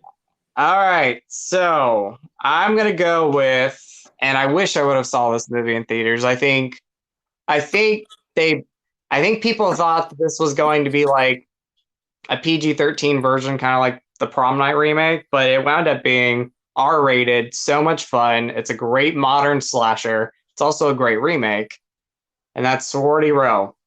Okay. Have you seen this one? I have. Okay. I personally love this. I think it's a lot of fun. I think it does a lot of great things that we love about slashers. You got the fun characters, you got the not so nice characters, but you have a great group of characters in this movie that are just tongue in cheek and fun. I love the look of the killer. I like the idea of like the hooded killer with like the you see it here on the cover, the tire iron, different weapons. I think it's a fun soundtrack. I have the soundtrack. I do listen to it. I just felt like this was such a great remake to the original House on Sorority Row that it stands on its own. Yeah, I have a blast with this. I wish I would have saw this in theaters because this one did not do well at all. Like I don't think a lot of people saw this in theaters. No, it didn't. We talked about House of Wax earlier. House of Wax, love it. But yeah, I personally love it. I just think it's a fun modern slasher movie. So don't even bring up the Prom Night remake. Probably the worst movie I've ever seen. I'm not gonna lie, I saw that movie in theaters. So I own it. I'm just saying. We'll get to that, but I'll give you a hint. It's not going to be in the underappreciated section for me. It won't be in this section for me. So what do you think of Sorority Row, though? I mean, it's got flaws. I think it's fun. It is fun. For me, you can remake a movie, and it doesn't have to be, an Oscar-worthy movie filled with Oscar-worthy performances. If it's fun and it doesn't feel like a waste of time, I'm on board. I will never say that I think it's like, oh, it's a great movie. No, but it's fun. And so I haven't seen it in years, but I remember the first time I saw it, I wasn't a big fan. And then I watched it again and I was like, you know what? It's pretty fun. Like I had a good time watching it, and that makes it worth it. It is a movie I need to pick up. Because I don't dislike it. But I think it's fun. I think I could definitely agree it's underappreciated because it didn't do well financially or I think critically either. But it's fun. Like there's some remakes that are terrible, and this is not one of them. So this is fun. This is almost like like they talk about films that can be remade and would be, people would be okay with it. I mean, House on Sorority Row, it's a film, the original 80s film. Yeah, I think it's very underrated. I love it. I think it's so much fun. But the original film, it's a great slasher from the 80s, but it's if you can go back in time before this was remade and say, what's a film that, even though we love it, could be remade? Like Sorority Row, or like some of those slasher movies, if you want to remake something, remake something like from an underrated gym, that makes sense. Yeah. All right. So the last one I have in the stack of underappreciated for me is, this is just of the ones I own. I'm sure Justin will mention some that I don't have, and I will agree. Pet Cemetery, and we've talked about this one too, so I'm not going to go like super in depth with it, but I think the acting is spot on in this movie. I love Jason Clarke, John Lithgow, Amy Seimetz, the little girl that played Ellie, Jete Lawrence. I think she did a really good job too. She did. and I love how they turned your expectations like on its head. Now, granted, the trailer totally ruined it. Yeah. But there's another twist. The very end, how it ends, was a twist, and that I was not expecting at all either. So, for me, yeah, this is a movie that I just think you gotta look at it as like, it's well acted, it's well shot, it's got good gore, it subverts your expectations sometimes, like the scene where you think Judd's about to get his Achilles tendon sliced, like in the first movie. And then he ends up they even show like his ankle right when he's standing by the bed, and then he pushes the bed, and you're like, oh, they were setting us up for that. And then 2 minutes later he gets it sliced. So but yeah, this is a movie that I just feel like gets a lot of hate because it's a Stephen King property and people love the original, but I don't really think it's warranted because I think it's just a super well-made movie, and I think it's fun. You know, I enjoy it, and I'm really looking forward to the prequel that's going to be on Paramount Plus. So yeah, I really enjoy that movie. I saw it in theaters. I really enjoyed it in theaters, and I really enjoy it now. I think actually I really enjoyed it a little bit more now that I go and watch it. I think there were so many great things that worked for that, and I think Rachel, not Ray, is it Ray? Yeah, Rachel Creed. I always pronounce her last. Yes. Yeah. I think she was a standout in this movie. I think, and I read the book last summer, so I think they developed that character really well. I love the actress from the original film, Denise Crosby. I think she was a great Rachel, but I think that Rachel in the remake was developed a little bit better. I think she was a standout. Again, the actress who played Ellie, what was her name? Jete Lawrence. She was great. I thought she was great. Jason Clarke as Lewis, I thought did a good job. I thought John Lithgow did a good job, but if I had one complaint, one of the complaints would be that they didn't use him too much.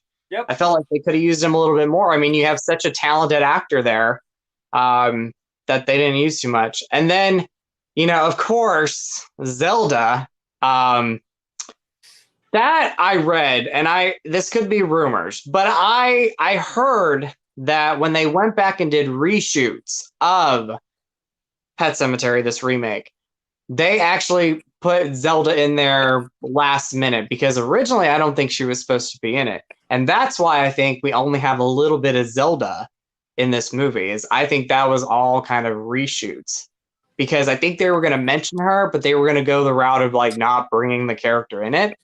And I think if we would have had Zelda in the movie from the beginning, like if she wasn't a reshoot, I think we would have had more of Zelda in this. And she wasn't as creepy or as effective like she was in the original film. Yeah, that's one major complaint I have with this movie is just the underutilization of Zelda.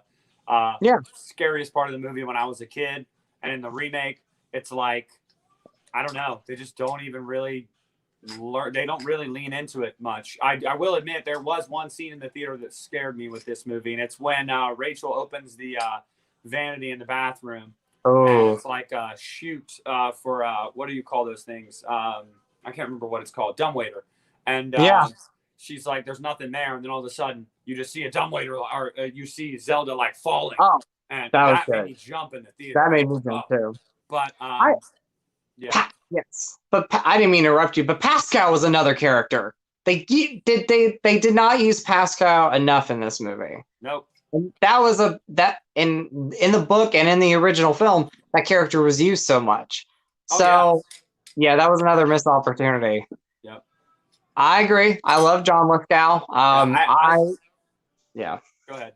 I would say I love him, and I wish he was used more in this. I thought his death was creepy. For him. I mean, I feel so bad for him in that movie because like he feels totally responsible for what happened to Ellie, and you know, he really did, like, he loved that little girl, and like he even says at one point in the movie that like, you know, she touched his heart or whatever, and you know, stole his or cast a spell on him, and like you can tell he's very fond of her, and for that to happen, like I felt so bad for him, and I really didn't want to see him die, but I knew Judd dies. So And that was the No. difference with this Judd. And the original Judd, while he was nice to the kids and stuff, like he was a lot more brass and rough around the edges. Whereas in this one, he's very, very like, I don't know, he's very just welcoming and kind. And so, I don't know, I would have liked to see more of that too, but I digress. Yeah. What do I you would say got real left quick. in your underappreciated? All right, so I'm going to talk one main one, but I brought some out that I'll just go through real quick. I'm just going to go a little controversial here. I'm not going to talk about it too much. Uh-oh. Psycho remake. I'm just saying. Man. I like it. Now, don't get me wrong. I love the original one so much. So for me, original is like top 5 favorite horror movies of all time and top 10 favorite movies. But I mean, I can do like my own separate thing with this at some point, but I do like it. I like it. I think it has some flaws though, so don't get me wrong. I'm going to talk about my main one in a second, but My Bloody Valentine 3D, I love it. Yeah, I own that movie. Such a great one.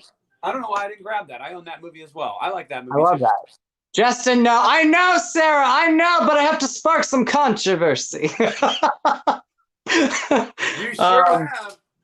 I know. The comments. You're gonna be like, Justin, why'd you mention Psycho? Look at the comments now. I'm just kidding. I like it. I mean, it's not one of my favorite remakes. Don't get me wrong, but My Bloody Valentine 3D, love it. The 2006 Black Christmas, I think I really enjoy that movie too. Yes. I really enjoy that movie. I do too. This is like an underrated one. Don't Go in the Dark. Del Toro. It's a great one. I mean, it's not a thing that's gonna wow you, but it's a great remake. I love this one. This is more reboot though. The Town That Dreaded Sundown. Okay. Great one. That's a great one. The Shining miniseries from the 90s. I never saw that. It's great. This is more of if you've read the book, it's more like the book. You know how Stanley Kubrick made his own movie pretty much disregarding a lot of what Stephen King did. The miniseries goes back to a lot more detail that was in the book. And the way the characters were, like Jack Torrance in this one, you sympathize with him a lot more. Like he starts off like a really good guy. Like I love Jack Nicholson in the original. But even when before he gets to the Overlook, he almost has like an attitude about him. So I thought, what's his name? Steven Weber did a great job as Jack Torrance. So I would recommend this. Rebecca De Mornay plays Wendy, and Wendy's described more in this miniseries like she is in the book. I love the Black Christmas remake, the 2006 movie.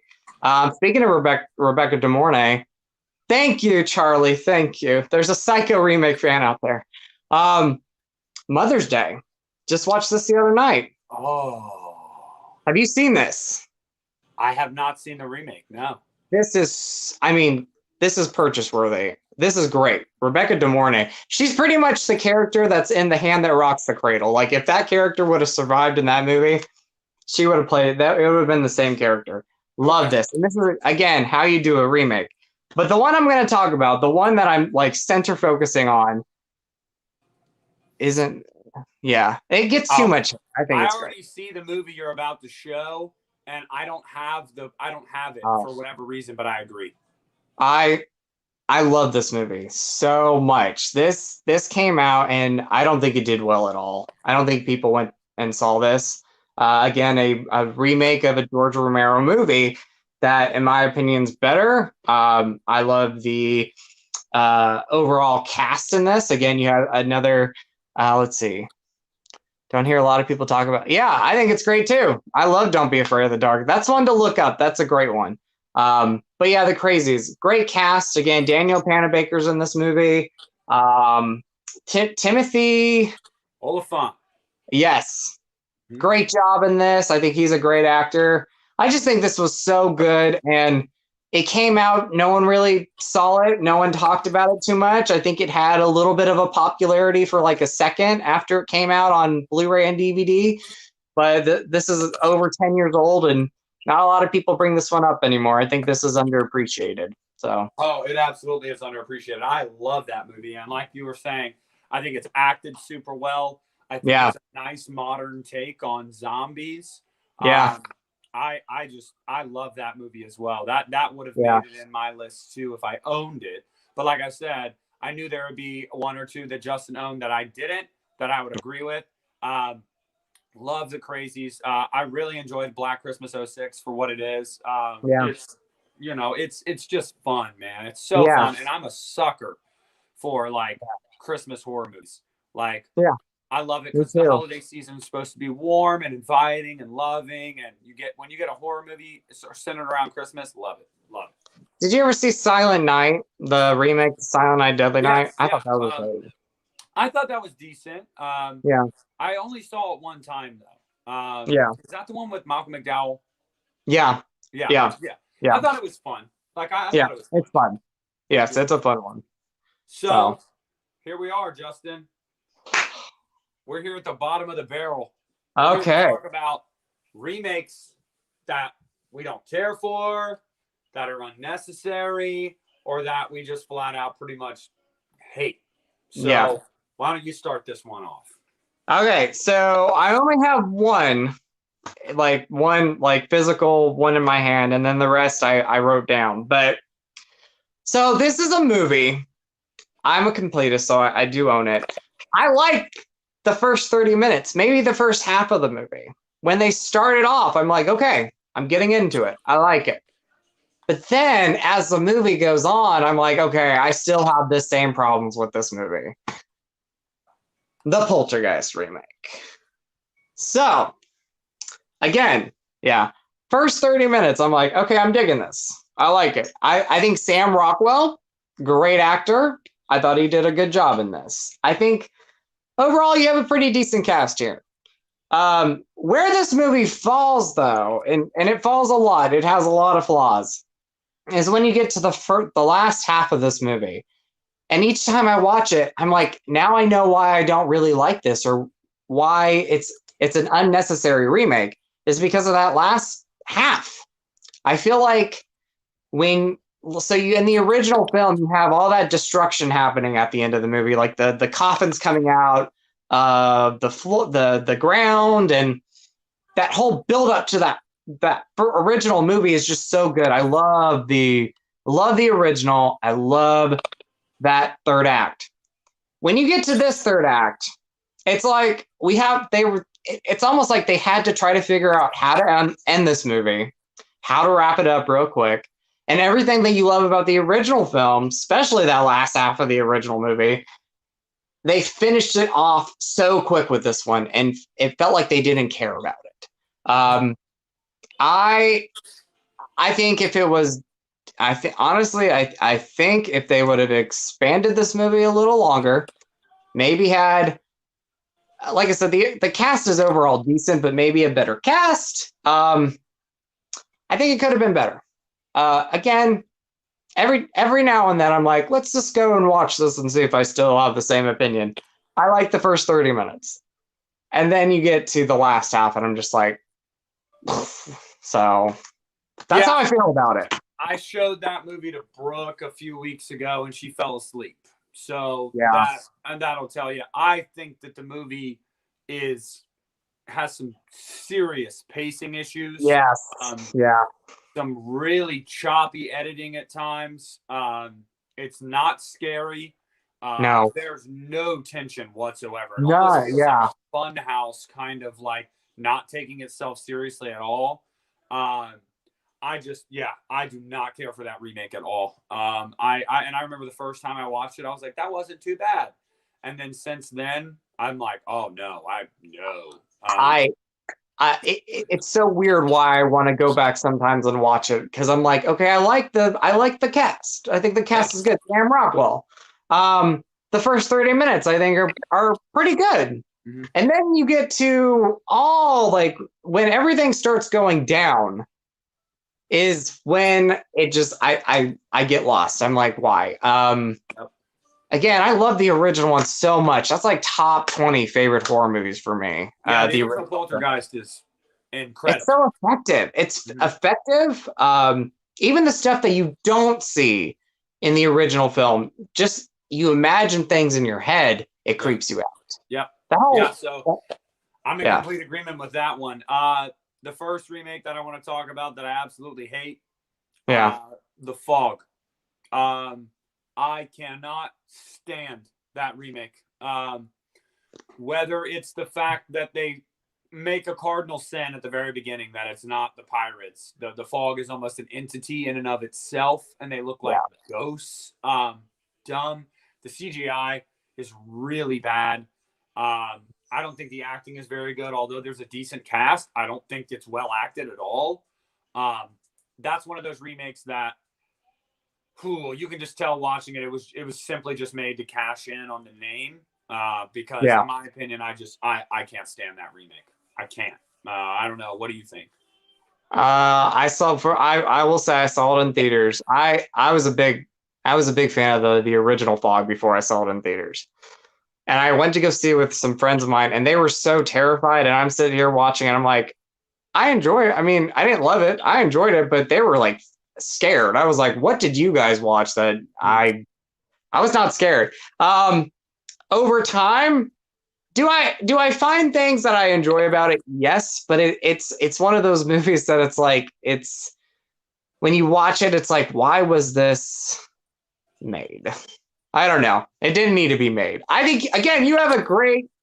I don't want to completely say I dislike it, because there are things I do like about it. I like the idea of Elizabeth Dane. Kind of, they expanded that a little bit. That character. Things I like about it. I don't walk away from that movie and completely hate it, but I think it's unnecessary. And I think if you're gonna watch The Fog, go and watch Carpenter's movie, because that's like top 15 for me. I love that movie, and it still scares me. Like, the original movie still creeps me out. Yeah. Yeah. All right. So give me another one. okay. I'm gonna say, I don't know if you ever saw this. I didn't even finish this movie. The Cabin Fever remake. You saw it. Yes. Okay. That remake. I'm just. It's so. I don't know why Eli Roth was like, I'm going to hand you my script of the one I made, and you can use that and remake it. I watched the first 15 minutes of that movie, and I was like, this is shot by shot, and it's not good at all. I turned it off. I said, that movie made it in my top 10 worst horror movies of all time. It's bad. Like, it's bad. I mean, over time, I've grown to love the original movie. I think it's fun. It's pretty dark at times too, but that remake was just like, I just don't understand why Eli Roth was like, I'm going to give you guys my script and you guys can use it to remake it. A complete waste of time.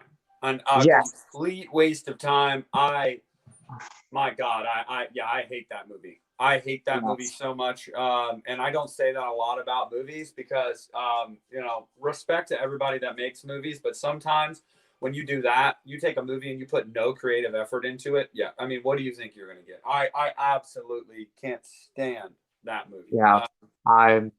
That was one of the rare times where I actually turned off a movie, because I was like, I'm not going to finish this. Yeah. I watched the first 20 minutes, first 15, 20 minutes, and I'm like, this is the same movie. Like, literally the same script was used. Mm-hmm. And I'm like, I can go and watch the original movie. A better version. Yeah, a better version of that movie. And I hated that too. I don't like to use that word too much. I hated that remake. Yeah. So there's there was one. Okay, so another one that I can think of off the top of my head. I don't know how you feel about this, Justin. I couldn't stand this movie. Can you hear me? Yeah. Okay. Just want to make sure. Somebody tried calling me, so I was just like making sure Okay. Yeah, you're good. I can't stand this movie. People in the comments sound off as well. I hated Black Christmas 2019. I absolutely hated that movie. whether it be the forced agenda that they kept just trying to push down your throats, whatever. I don't mind if a movie has a message and an agenda, but when it's front and center like that, you just keep pushing it. It's like, we get it. All men suck. Like, whatever, you know, but that's not the problem for me. The problem for me is it's PG-13. It's not well acted. It's not at all what the first one or the remake was. This one is totally different. Yeah. The twist is, it's just, I watched it. Brooke and I watched it, and when we were done with it, she was like, I didn't hate it. I just thought it was a total waste of time. I walked away from it like, I hated that movie. I mean, I hated that movie. I thought it was boring, and that's a cardinal sin. If it's boring, like, I'm sorry, and it was just boring. It was boring. You didn't have like good gore to like, you know, make you get distracted by the boring story. You didn't have an enticing story with good actors. It's just all around just so subpar. I really did not like that movie. That was actually like one that was on my list, so I'm glad you talked about it, because I agree with you. I don't mind a message in a movie. I don't mind that at all. But my biggest problem with that movie was the fact that this was called Black Christmas, and it had nothing. I mean, nothing to do with Black Christmas. I mean, you didn't even have a character named Billy in this movie. Nope. And you know, they could have done a good job with this. It had a serious tone-ish. It kind of had a serious tone when I first read about it. It sounded like they were going back to a darker, like, more serious tone like the first movie. And then I read the synopsis of this movie, and I'm like, they're not gonna do this. Like, this doesn't sound like a Black Christmas movie. And I don't think anyone when I read the synopsis, I was like, please please say this is not the synopsis of the movie. It does not sound like a Black Christmas movie. And it turned out it wasn't. It like you said, it was boring. You could not, in my opinion, get attached to any of the characters. I felt. I mean, I love Imogen Poots from Fright Night. I thought she was great in the Fright Night remake. She was Charlie's girlfriend, Amy. Yeah. I like her as an actress. If there was any strong point, she's a good actress. She did a good job in this. But I did not like this movie at all. Like, that was actually one of the movies I was going to talk about, and I agree with you. I do not like that one. No. So, waste of time. Waste of time. Yep.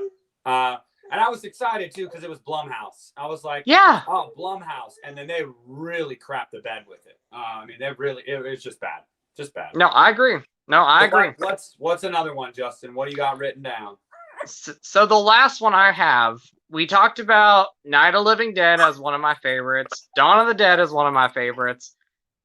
Then we go to the straight-to-video 2008 movie, Day of the Dead. I don't know if you remember this, from 2007 or 2008. Nick Cannon was in this movie. Yeah. People were talking about this film. I think there was like a making of somewhere. Steve Miner, who directed Friday the 13th Part 2 and 3 and Halloween H2O and so many other films, was directing this movie. I was a little excited for it. So when I first saw this movie, I was like, it's okay. You know, it's fine. And then I rewatched it years later, and I was like, this movie is awful. And really goofy. I mean, they could have done a great job with a Day of the Dead remake. And this was not that. I remember there was a vegetarian zombie in this movie who did not want to eat people. I was like, okay, whatever. Especially rewatching it. I don't want to. I'm not gonna. You what? When was the last time you watched it? 10 years ago. It was a long time ago. I think I watched it once when it first came out on DVD, and I was like, it's okay. And then I watched it again. I'm like, awful movie. Yeah, I haven't seen it in over 10 years. I'm trying to pull up a list really quick just to see if there are any remakes that I missed out on that I do not like. I already don't like this list because this guy has Halloween on here. So, and Friday the 13th. Let's see. He's got The Omen on here. I didn't care for that remake. That's another remake I felt like was kind of a waste of time. But it's not, I don't think it's like poorly made or anything. It's just not very good. It's been a long time since I've seen it. Long time. But I saw it in theaters and I loved it back then. It's been a long time since I've seen it though. Yeah. People are talking about The Wicker Man. Oh, that was another one of those remakes where. Yeah, I saw people talk about that. I think in our last stream we were talking about something. Hey. No, it was actually when I was streaming with Christian on Saturday night. Somebody asked me if I'd seen it. Poltergeist is on here. The Fog is on here. Yep. Day of the Dead is the number one. It's bad. Like it's bad. That could have been something like if somebody would have made a theatrical Day of the Dead remake and did it properly, it could have been good. And this just, I mean, Steve Miner, I'm like, dude, like you directed some of my favorite, and I have respect for Steve Miner, but like, why this? Why do this? Yeah. No, that's a total waste of time too. But I think the message here for a lot of people in the chat and people watching this back on the playback to take from this is Justin and I don't watch a lot of remakes that we think are going to be bad. There probably are a lot of bad horror remakes. I haven't watched them, or if I have watched them, I only watched them once or haven't watched them in a while and I can't remember. The point of this video was basically to talk to everybody about some remakes that we feel like deserve a little bit more attention because they get a lot of hate simply for the fact that they're a remake, and that's not always deserved. And I can't stress enough to people about taking a movie at its own merits and watching it for what it is, because there are a lot of really good horror movies, really solid remakes out there that you'll miss out on if you're just anti-remake. So I can't stress that enough. But overall, Justin, what are your thoughts on horror remakes? Where do you stand? I think if it's done well, I love it, or I can like it. I think if you make even a good movie, I'm happy with it. I'm not against remakes. I remember when Child's Play was coming out and people were talking about it, and I was one that I'm like, I'm excited for this. I cannot wait to see what they do with it. And that movie, when it was just they were doing the casting and everything, people were just bashing it already. And for me, remakes, that's just an example. I will go into a remake open-minded and I will sit there and watch it. And if it's a great remake, a good remake, I'm happy with it. If it's bad, like the Black Christmas 2019 movie, it's going to be bad.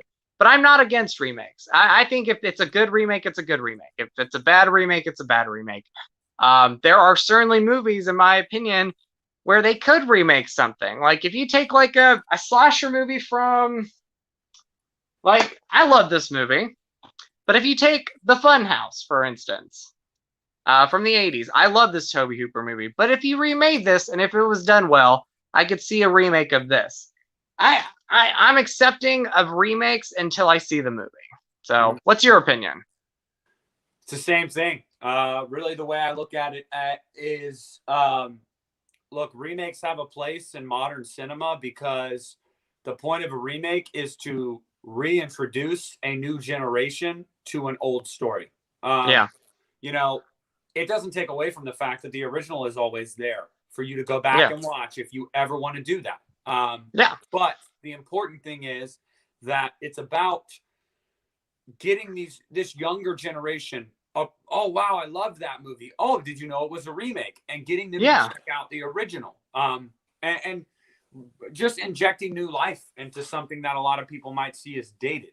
And I Yeah. think that is something that can't be understated how important that is, because there's a lot that people might see as dated, but it's just, I don't personally see a lot of these movies as dated, so I don't care to go back and watch these original movies. But having said that, I don't care about a modern adaptation. That's my thing with a remake. If you're going to remake it, you better do something that separates your film from the original. Make it worth my time. Because as a filmmaker, there's nothing lazier than taking somebody else's idea and carbon copying it and putting it out there and saying, well, this is my version of it. Okay, but you didn't change anything about it. Cabin Fever. I mean, just don't make it be boring. Don't make it be a waste of time. Introduce something new. I mean, that's really the way I look at it. As far as you know, for me, all the remakes I own, I like. I'm not buying a remake that I don't like. You know, but I guess that's where I stand on it. So I guess what I'd ask you, Justin, I think we're gonna have the same answer, but favorite remake you've ever seen? Remake of all? I'm gonna say Texas Chainsaw Massacre. Me too. Absolutely. I love that. If you would have told me 10 years ago, I would have said Halloween, but over time, that's my one. It's in my top 10, but it's not my favorite remake. Texas Chainsaw Massacre is my favorite remake. I think that's a great way of taking the original material, staying true to it, but doing your own thing. Oh yeah. And I love it. Absolutely love it. I have not seen Day of the Dead Bloodlines yet. I have not seen it yet. Well, Charlie, I appreciate it. I really, really do. Thank you. I appreciate the support. I know Justin does as well, and you're going to love Justin's channel. If you like my Thank you so much, Charlie. I appreciate it. Yep. Thank you. Hello, we're actually wrapping up, so check out the playback. But thank you for stopping in. Yeah, thank you. Absolutely. So, and then for me, this question is pretty simple. Least favorite remake, gotta be Black Christmas 2019. Although I felt like Cabin Fever was more soulless, at least it stuck to the source material. Black Christmas just used the name to generate hype and then didn't even stick to the source material. So I'd say Black Christmas. And this is not going to just be like a, I'm not copying you. I'm serious when I say that is my least favorite remake, because again, like you said, with Cabin Fever, even though I really just don't like that movie, at least they took that source material, even though Eli Roth gave it to them. I think they tried to do something good there. With the Black Christmas remake, I am such a big fan of Bob Clark's original movie. I love it. And the fact that I was not a big fan of that. I did not like that 2019 movie. Why call it Black Christmas when you're not going to have nothing? I mean, yes, you have a college setting, whatever it may be. I love House on Haunted Hill, but that 2019 movie, just not a fan. I'm with you. That's my answer for my least favorite remake. A Nightmare on Elm Street fan. Awesome. But yeah, I mean, guys, look, I've told you guys this in our streams before. Justin and I think a lot alike. We don't pre-plan these things about what we're going to talk about. There's no script. I'm not reading off a teleprompter, okay? Yeah. We have very similar opinions. There's a reason why his channel got me into YouTube in the first place, because I felt like this was somebody that I identified with. So doing these streams is super effortless and fun, because I feel like I can bounce off of him well, he can bounce off of me well, and we have very similar opinions. Granted, I want everybody to know that watch this and will watch this. Do not think that we put remakes above the originals. We're not that crazy. Most, if not all, remakes are inferior to the original. There's only a few that you can argue. And actually, real quick, I've never even seen Face of the Death. I didn't know there was a remake coming. Neither have I. I've never seen that. Cat People's good. I like Cat People. And then, Okay, well, I don't know his opinion on it, but I saw that in it. theaters. I still really enjoy that. I haven't seen it in 10 years. I think it's better than the original. I'm just saying. So yeah, I will have to rewatch it. I don't want to give an opinion on it because I haven't seen it since right after it came out, I think. So I'll have to rewatch that. That was another one too that I missed that I don't like. Prom Night. I don't like Prom Night. But what I love about what I will say this about remakes, even from the great, good, and the bad, is normally when they remake something, it's like go back and watch the original because now people know that there's an original movie out there, and you might love it or you might not love it. But I think with remakes, any remakes, it will attract people to go and check out the original films, or they have an interest to go watch them. I remember when Hills of Ice came out and some of these remakes, and they were releasing the original films on DVD because they knew that there was that market there of we can rebrand or rebirth a movie that maybe people don't know about. And so you had a remake like Hills of Ice come out, and then you had the original film come out on DVD again. So really cool. Guys, like I said, for the foreseeable future, this is going to be a regular Monday thing. I know. I'm wrapping up now, dude. I'm wrapping up right now. Okay. By the way, I got a comment last week about my son. Guys, I'm a parent first and a YouTuber second. I have my son's gonna pop in the room every now and then. It just happens. Just tune it out. He's a baby. I mean, he's a toddler. Like right. But anyway, it's out of water. I know. So we'll get you some more water. But basically, we're going to be doing this on Mondays. I have a great time. I know Justin, he said he has a great time as well. This is super fun. And I actually think that we need to come up. Stop. We need to come up with a name for this Monday show. So we might need to spitball some ideas back and forth. But we'll be back next Monday at 5 o'clock, guys. Like I always do when I get off here, we're gonna, I'll be texting Justin and we'll figure out an idea for next week's theme. But Justin, you're still up for next week? I am. All right, awesome. Well, to everybody that stopped in, thanks again for all the support. Thank you. Really appreciate it. If you haven't checked Justin out already, go check his channel out. Subscribe. If you watched this or are watching this, leave a like. If you can't leave a comment, that's fine. Leave a like. Let us know what you think. If you can, thank you for the support. And I'm going to go deal with Damien, my demon child. So everybody have a great night. Anything you want to say, Justin? Just thank you once again, everybody, for watching. And I'm having such a blast doing these live chats. And thank you, Nick, for having me a part of it. So I appreciate it. And if you guys are watching, coming over for my channel, and you haven't subscribed to Nick yet, go subscribe and like his videos. He's awesome. Nick, you're awesome. Well, I appreciate that, Justin. But I always hold you in the highest of regard. So, well, thank you. But all right, guys, I'm going to take care of this. So we will be back next Monday at 5 p.m. Eastern, and the content that we'll be talking about is to be determined. But thanks for stopping in tonight, and I hope you guys have a great week. Thank you, guys.